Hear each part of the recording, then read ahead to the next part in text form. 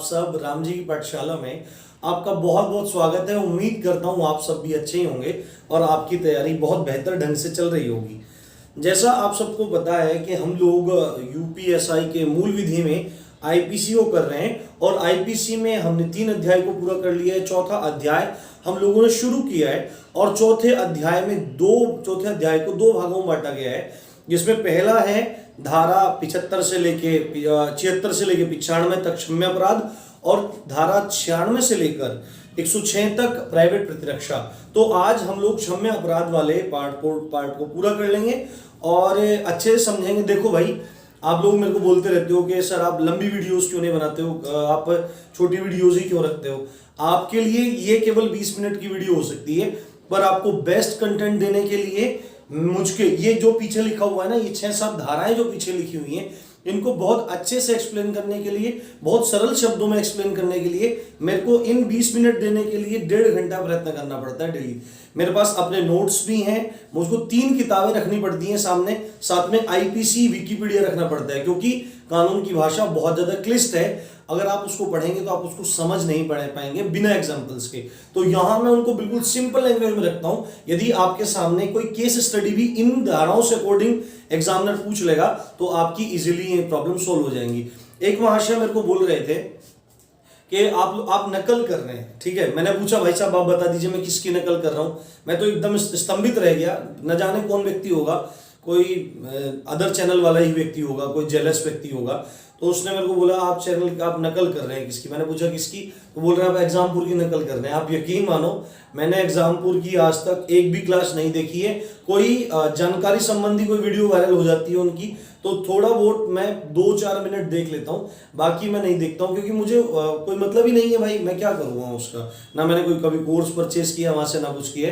तो ऐसे व्यक्ति अपनी बुद्धि ठीक रखें और जो मेरा कंटेंट है वो बिल्कुल यूनिक है, जो देखते हैं उनको पता होगा। साथ में एक बात और बता देता हूँ भाई, आप लोगों के लिए मैं इतनी मेहनत करता हूँ, जो भी लोग देख रहे हैं अब इतनी मेहनत करता हूं। अभी मूल विधि की वीडियो दे रहा हूं, जैसे जैसे यूपीएसआई का फॉर्म नजदीक आएगा, है ना, तो तब तक मैं धीरे धीरे मैनेज करूंगा। मैं बहुत बिजी रहता हूं, मैनेज करूंगा धीरे धीरे। आपको हिंदी की वीडियो दूंगा और आपको संविधान से शुरू करके जीएस की वीडियो देनी शुरू कर दूंगा अभी जल्दी में ही। तो आप उसके लिए बिल्कुल पैनिक ना हो, इसको अच्छे से पढ़ते रहें। और यार अगर मैं आपके लिए इतनी मेहनत कर रहा हूं तो आप शेयर तो कर सकते हैं ना भाई, चैनल को यार दबा के शेयर करो कि हर यूपीएसआई की तैयारी करने वाले बंदे तक ये चैनल पहुंच जाए और उसका भला हो जाए। कुछ भी पेड नहीं है यार, सब कुछ फ्री है। और वीडियो को ना भाई लाइक कर दिया करो, ठीक है, तभी तो किसी का फायदा होगा। तो चलिए शुरू करते हैं। देखो आज हम लोग फाइनली जो क्षम्य अपराध वाला पार्ट है इसको खत्म करने वाले हैं। और यहां पे देखो सबसे पहले मोस्ट इंपोर्टेंट क्वेश्चन है सम्मति या सहमति। देखो हम किसी से सहमति व्यक्त करते हैं तो आपसे सीधे सीधे पूछेगा कि सम्मति या सहमति का जिक्र आईपीसी के कौन से अध्याय में है, तो आपको बोलना पड़ेगा आईपीसी के 4थे अध्याय में है, साधारण अपवाद में, जिसको बचाव भी कहते हैं ना, साधारण अपवाद में कहते हैं, जनरल एक्सेप्शंस में कहते हैं। और सहमति का मतलब यहाँ पे मंजूरी से है। बोलते हैं ना कि भाई मैं तुम्हारी बात से सहमत हूं, या मंजूरी दे देता है, हाँ भाई ठीक है मुझे मंजूर है, मैं सहमत हूं, तुम ऐसा कर लो। तो सहमति या सम्मति कौन सी धारा से कौन सी धारा तक है, धारा 87 से लेके और धारा 82 तक इसका जिक्र किया गया है। लास्ट टाइम इससे क्वेश्चन आया था, यहां पे इससे क्वेश्चन आया था। मैं आपको ये चीज समझा रहा हूं, आप इजीली केस स्टडी कर देंगे, सॉल्व कोई दिक्कत नहीं होने वाली है। अब देखो हमको धारा 87 से लेके और कहां तक पढ़ना है, धारा 87 से लेके 92 तक तो पढ़ना है सहमति या सम्मति के बारे में। उसके बाद धारा 95 तक पढ़ना है। पर एक चीज मैं बता देता हूं, सम्मति के बारे में धारा 87 पढ़ने से पहले, सम्मति के बारे में धारा 87 पढ़ने से पहले हमको सहमति या सम्मति को जानना जरूरी है कि किसकी सम्मति या सहमति नहीं मानी जाएगी। जैसे मैं हूं और मेरा एक दोस्त है, तो मेरे दोस्त को मैंने क्या बोल दिया कि भाई तुम एक काम करना, मेरे जाने के बाद मेरी मोटरसाइकिल ले जाना, तो ये एक सहमति मानी जाएगी, ठीक है। और मेरा दोस्त मेरी जानकारी के बिना मेरी मोटरसाइकिल ले गया तो उस पर मैं लगा सकता हूँ कि मेरी बाइक चोरी करके ले गया।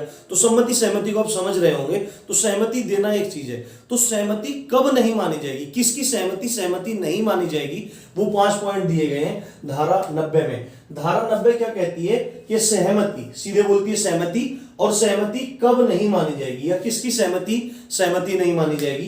पहली वो कंडीशन यदि आप किसी व्यक्ति को भय अधीन करते हैं, भय के अधीन कर देते हैं, यानी कि डरा देते हैं। भय का मतलब क्या होता है? डरा देते हैं, धमका देते हैं, और तब उसकी सहमति लेते हैं या उसकी सहमति दिलवाते हैं, तो वो सहमति नहीं मानी जाएगी। ये आपको ध्यान रखना है। डरा धमका के जो सहमति ली जा रही है, जो मंजूरी ली जा रही है, वो मंजूरी नहीं मानी जाएगी। दूसरी बात है भ्रमाधीन। दूसरा पॉइंट है भ्रमाधीन। यदि कोई व्यक्ति भयाधीन है तो सहमति नहीं मानी जाएगी, मंजूरी नहीं मानी जाएगी।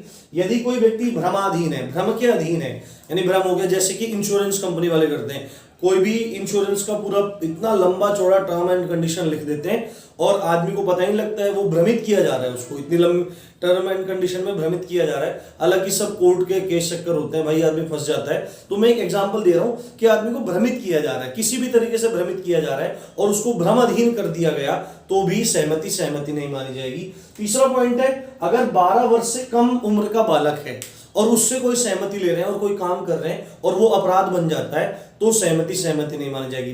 भयाधीन की सहमति नहीं मानी जाएगी, भ्रम अधीन व्यक्ति की सहमति नहीं मानी जाएगी, 12 वर्ष से नीचे का बालक होगा उसकी सहमति नहीं मानी जाएगी, पागल व्यक्ति की सहमति नहीं मानी जाएगी। ठीक है, पागल व्यक्ति की सहमति ले ली तो उसकी सहमति नहीं मानी जाएगी। और चौथा है, अगर कोई किसी व्यक्ति को धोखा दे रहा है और उस व्यक्ति को पता है कि मैं इसको धोखा दे रहा हूं, सपोज करो मैं हूं और मैं किसी दूसरे व्यक्ति की सहमति लेना चाह रहा हूं, किस तरह से धोखा देकर कि भाई एक काम करते हैं, आप ऐसे कर लो, मेरे को पता है कि वो धोखे वाला काम है, मैं उससे धोखा कर रहा हूं, पर उस आदमी को धोखे में रख के सहमति ले रहा हूं और कोई अपराध बन जा रहा है, तो वो व्यक्ति क्या होगा? अपराधी नहीं होगा, क्योंकि उसको कपट में रख के सहमति ली गई है, तो उसकी सहमति नहीं मानी जाएगी। तो आई थिंक आपको बात क्लियर हो गई होगी। तो 5 पॉइंट है, भयाधीन की सहमति नहीं मानी जाएगी, भ्रमाधीन व्यक्ति की सहमति नहीं मानी जाएगी, 12 वर्ष से कम उम्र के बालक की सहमति नहीं मानी जाएगी, पागल व्यक्ति की सहमति नहीं मानी जाएगी, और कपट या धोखे के साथ जो सहमति ली गई है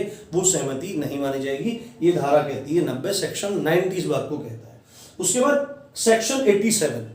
देखो सेक्शन 87 में बहुत इंपॉर्टेंट है कि क्षति के लिए सहमति देता है। मैं यहाँ पे सही कर देता हूँ, एक सेकंड, मैं थोड़ा सा लिखने में गलत हो गया है। यहाँ पे क्षति के लिए, यहाँ पे ऊपर ही लिख देता हूँ, क्षति के लिए। क्षति का मतलब नुकसान के लिए सहमति देता है, नुकसान के लिए सहमति देता है और घटना घट जाती है तो अपराध नहीं होगी। ठीक है, ये आपको बात थोड़ी, देखो कानून की लैंग्वेज ही थोड़ी टिपिकल है, ये तो बहुत इजी लैंग्वेज में मैंने आपके लिए लिख रखा है यहाँ पे कि क्षति के लिए सहमति देता है और घटना घट जाती है तो अपराध नहीं मानी जाएगी। सपोज करो आप अल्टीमेट फाइट चैंपियनशिप देखते होंगे, यूएफसी देखते होंगे, तमाम तरह के गेम्स भी होते हैं, जैसे क्रिकेट होता है।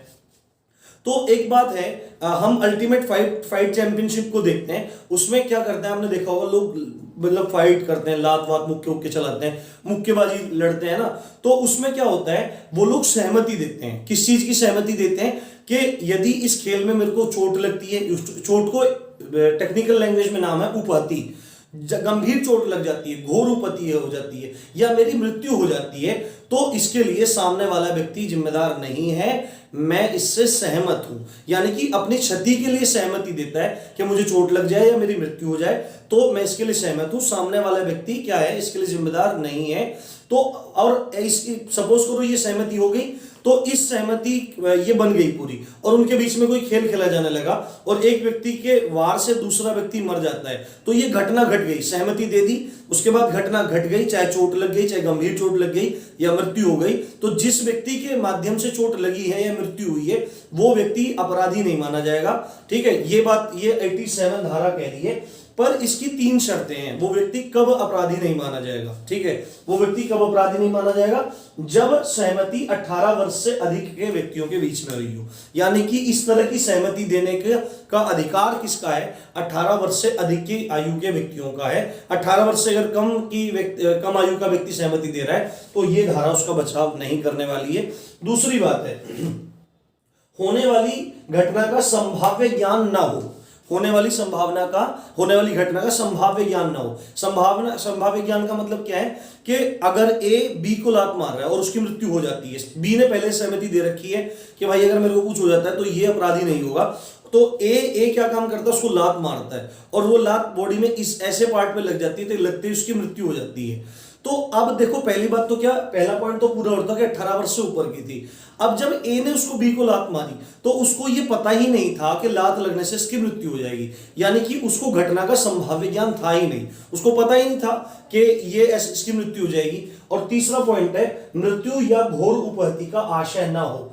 तीसरी इंपॉर्टेंट बात यह है कि अब वो मृत्यु हो जाती है, देखो 18 वर्ष से ऊपर की व्यक्ति का है, आयु का है, और क्या है, होने वाली संभावना ज्ञान भी नहीं है, और सहमति दे रखी है कि मृत्यु वगैरह कुछ भी हो जाए तो सामने वाला व्यक्ति क्या होगा, अपराधी नहीं माना जाएगा।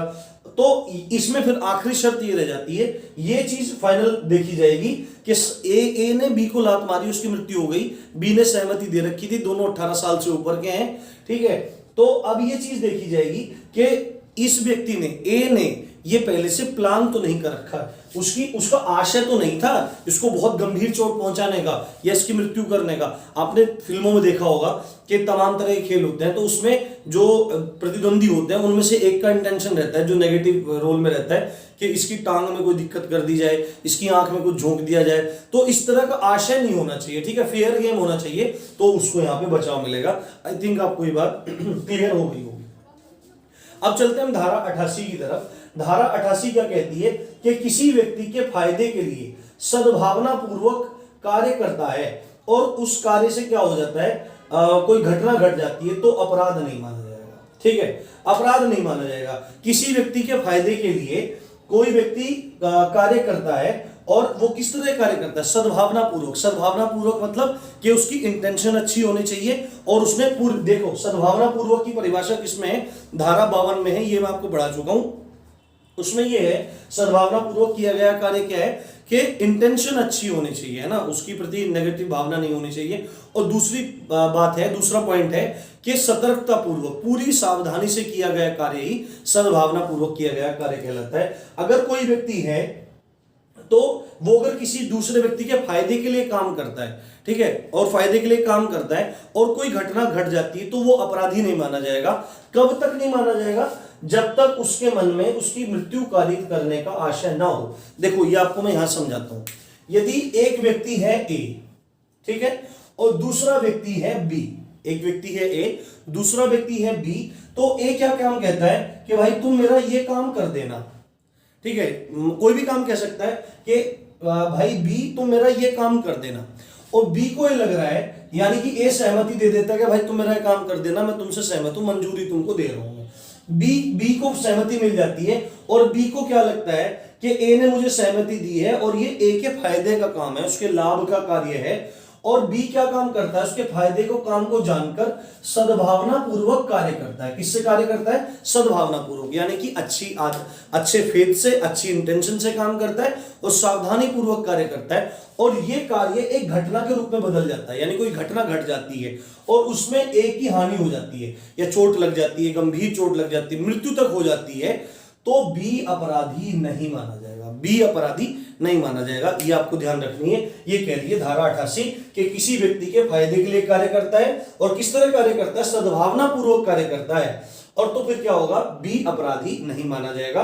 अब तब तक नहीं माना जाएगा, एक शर्त यह है कि मृत्यु कारित करने की आशा ना हो। इस बी के मन में क्या नहीं होना चाहिए, ए को मारने की इच्छा नहीं होनी चाहिए। सद्भावना पूर्वक में वही बात सिद्ध हो जाती है। आई थिंक आपको बात क्लियर होगी। उसके बाद है धारा 89। धारा 89 यानी सेक्शन 89 क्या कहता है कि 12 वर्ष से कम का बालक हो या कोई पागल व्यक्ति हो, 12 वर्ष से कम की आयु का बालक हो या कोई पागल व्यक्ति हो और उसके फायदे के लिए कोई व्यक्ति कार्य करता है, कोई 12 वर्ष से कम आयु का बालक हो और पागल व्यक्ति हो, और इन दोनों के लिए, चाहे तो 12 वर्ष से कम का बालक हो या पागल व्यक्ति हो, इनके फायदे के लिए कोई भी व्यक्ति कार्य करता है और वो कार्य घटना बन जाता है, तो वह अपराध नहीं माना जाएगा। सपोज करो कि कोई व्यक्ति ए है और बी कोई बच्चा है, ठीक है, बी कोई बच्चा है जो 12 साल से छोटा है, तो ए ने बी के फायदे के लिए कोई कार्य किया और क्या हो गया, कोई अनहोनी घटना घट गई, बी को चोट लग गई या उसकी मृत्यु हो गई, तो ए यहां पर उस कार्य जो घटना में परिवर्तित हो गया है उसके लिए अपराधी नहीं माना जाएगा, बचाव मिलेगा सेक्शन 89 के तहत। पर इसमें एक शर्त है, शर्त यह है कि उसने उसके माता पिता या संरक्षक यानी कि पेरेंट्स या गार्जियन से सहमति ली हो। यानी कि उस कार्य करने में जो ये ए व्यक्ति काम करना चाह रहा है 12 वर्ष से कम बच्चे के लिए या पागल व्यक्ति के लिए, उनके भले के लिए, उसके फायदे के लिए कार्य करना चाह रहा है और घटना घट जाती है, तो उसका अपराध नहीं माना जाएगा। कब नहीं माना जाएगा? जब उसने उनके फायदे के लिए काम करने की अनुमति या सहमति या मंजूरी ले ली हो। किससे? उस बच्चे के माता पिता से या उसके बच्चे के संरक्षक पेरेंट से या पागल के माता पिता से या संरक्षक से, तो अब उसका अपराध नहीं माना जाएगा। ये बात कह रहा है सेक्शन 18। आई थिंक आपको क्लियर हो गया होगा। अगर आपको पसंद आता है ना यार, कमेंट जरूर लिखा करो, ठीक है? उससे क्या होता है, मेरे को अच्छा लगता है ना, मोटिवेट होता हूं मैं। अब मेरे को क्या कमेंट मिलते हैं, 1-2 कमेंट मिलते हैं, भाई देखो यार, अगर ये तो लेने को देना है, अगर आप मेरा उत्साह बढ़ाओगे तो मैं आपको अच्छे से पढ़ा पाऊंगा, अगर आप मेरा उत्साह ही नहीं बढ़ाओगे तो मैं कैसे पढ़ा पाऊंगा, है ना? तो अच्छे से यार कमेंट डाला करो, तो मेरे को अच्छा लगता है, फिर हिम्मत बढ़ती है बहुत ज्यादा। उसके बाद है सेक्शन 93। सेक्शन 93 भी बहुत ज्यादा इंपॉर्टेंट है। देखो, सद्भावना पूर्वक किसी के लाभ के लिए कोई सूचना देता है, सद्भावना पूर्वक किसी के लाभ के लिए कोई सूचना देता है और उस सूचना को पाकर व्यक्ति मर जाता है या उसका कोई नुकसान हो जाता है, तो अपराध नहीं माना जाएगा, तो अपराध नहीं माना जाएगा। देखो क्या बात है कि सद्भावना पूर्वक मतलब अच्छी इंटेंशन से और सावधानी पूर्वक, यदि कोई व्यक्ति किसी दूसरे व्यक्ति को, यानी कि ए कोई व्यक्ति है और उसके पास कोई सूचना है और वो बी को बताता है, कोई बात बताता है, कोई सूचना देता है जो बी के भले में है और सद्भावना पूर्वक बताता है, और उस बात को सुनकर बी को मृत्यु हो जाती है, हार्ट अटैक आ जाता है या कोई शारीरिक नुकसान हो जाता है, तो ए क्या होगा? ए अपराधी नहीं होगा, उसको धारा 93 के तहत छूट मिलेगी। ये बात आपको ध्यान रखनी है कि सद्भावना पूर्वक किसी के लाभ के लिए कोई सूचना देता है और उस सूचना को पाकर दूसरे व्यक्ति को नुकसान हो जाता है, वो मर जाता है, हार्ट अटैक हो जाता है, कुछ भी हो जाता है, तो जो सूचना देने वाला व्यक्ति है उसको क्या रहेगा? उसको राहत मिलेगी, उसको बचाव मिलेगा धारा 93 के तहत। एग्जाम्पल लेते हैं डॉक्टर का और पेशेंट का, डॉक्टर का और मरीज का पेशेंट उदाहरण लेते हैं।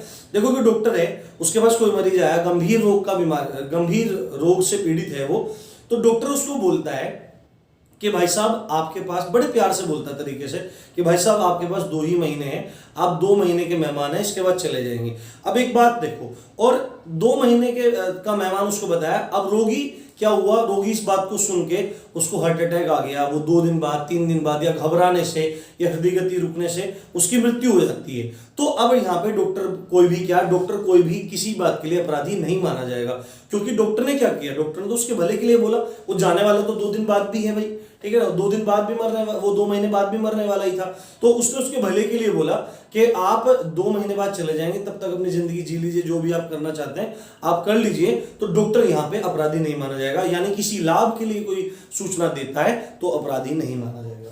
उसके बाद सेक्शन 94 में क्या कहते हैं, बहुत इंपॉर्टेंट है, ध्यान से रखना है कि यदि किसी को मृत्यु की धमकी देकर या उसको डराकर कोई कार्य करा लिया जाता है, या किसी को मृत्यु की धमकी दे दी या डरा के कोई कार्य करा लिया जाता है और वो कार्य अपराध है, तो जिसको डराया जा रहा है उसको बचाव मिलेगा। अब मेरी बात सुनो, एग्जाम्पल लेते हैं एक व्यक्ति का, एक लुहार का। सपोज करो एक लुहार है जो चाबी वाबी बनाने में एक्सपर्ट है, और एक चोर आता है उसके पास, और उस चोर को पता है कि उसी गांव में एक बहुत धनाढ़ व्यक्ति रहता है, एक सेठ रहता है जिसकी तिजोरी बहुत भरी पड़ी है सोने से, जवाहरात से, हीरो से, पैसों से। तो वो क्या काम करता है? अब चोर ने प्रयास किया, चोर उसको खोल नहीं पाया, तो उसने क्या युक्ति लगाई कि गांव में एक ऐसा लुहार है जो लुहार चाबी बनाना जानता है, तुरंत एकदम जाके तुरंत वो चाबी बना देगा। तो अब चोर ने क्या काम किया? रात में लुहार के घर गया, अपनी पिस्टल निकाली, अपना कट्टा निकाला और उसके सिर पे लगा दी कि भाई या तो तू मेरे साथ चल, लाला की चाबी खोल, नहीं तो मैं तेरे को टपका दूंगा। अब देखो यहाँ पे जो लुहार है उसने क्या काम किया? वो डर के मारे रहा, मृत्यु के अधीन रहा, वो चला गया, उसने जाके चाबी खोल दी, चोरी हो गई, चोरी पकड़ी गई, ठीक है, चोर उजागर हो गया। तो अब देखो यहाँ पे जो लुहार है जिसने ताला खोला था, बात पता लगेगी भाई ताला किसने खोला था? भाई इस लुहार ने खोला था।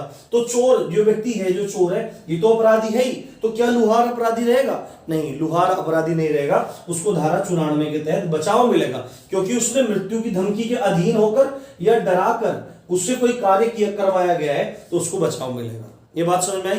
पर इसमें एक पॉइंट है। इसमें पॉइंट क्या है कि वो अपराध सामान्य होने चाहिए।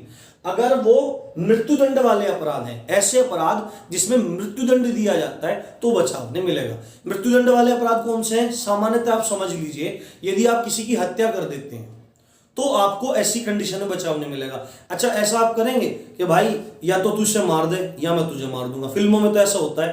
पर ऐसी कंडीशन अगर बन जाती है कि मेरे माथे पे बंदूक लगाई हुई है और तू इसको मार दे, तो अगर मैं उसको मार देता हूं, ठीक है, और कल को कोर्ट में बात जाती है कि मैंने मारा उसको, इसने मेरे को क्या किया, प्रेशराइज किया, जिसने मुझे कट्टा लगाया था, तो मेरे को धारा 94 के तहत भाई बचाव मिलना चाहिए। तो कोर्ट बोल देगा कि ये बात सही है कि तुमने मृत्यु की धमकी के अधीन होकर डरकर इस व्यक्ति की हत्या करी है, पर हमारे पास यहाँ अपवाद क्या है कि मृत्यु के अधीन जो मृत्यु दंड वाले जो अपराध हैं उसमें आपको बचाव नहीं मिल सकता। यदि आप किसी की हत्या कर देते हैं किसी के डर में आके, तो आपको बचाव नहीं मिलेगा। यदि आप राजद्रोह कर देते हैं, देशद्रोह कर देते हैं किसी की डरा के धमकाने में, तो आप पूरे अपराधी माने जाएंगे, आपको कोई बचाव नहीं मिलने वाला है। आई थिंक बात क्लियर हो गई होगी। और फाइनली सेक्शन 95 क्या कहता है कि तुच्छ कार्य यानी छोटे मोटे कार्य अपराध नहीं माने जाएंगे।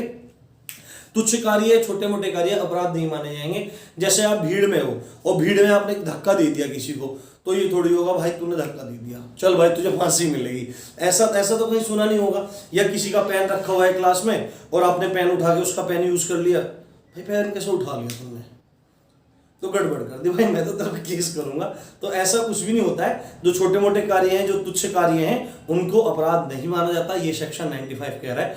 हमारा जो अब देखो ये कंप्लीट हो गया है अध्याय 4 साधारण अपवाद का पहला भाग, जो क्षम्य अपराध है धारा 76 से लेके और धारा 95 तक। अब हम कल देखेंगे उन 96 से लेके 106 के बीच में जो प्राइवेट प्रतिरक्षा है उसको समझेंगे। और मैक्सिमम शेयर करना है यार, और अगर और भी कोई हेल्प चाहिए तो मेरे को बताइए। आप देख रहे थे राम जी की पाठशाला, मैं हूं राम भारद्वाज। जय हिंद, जय भारत।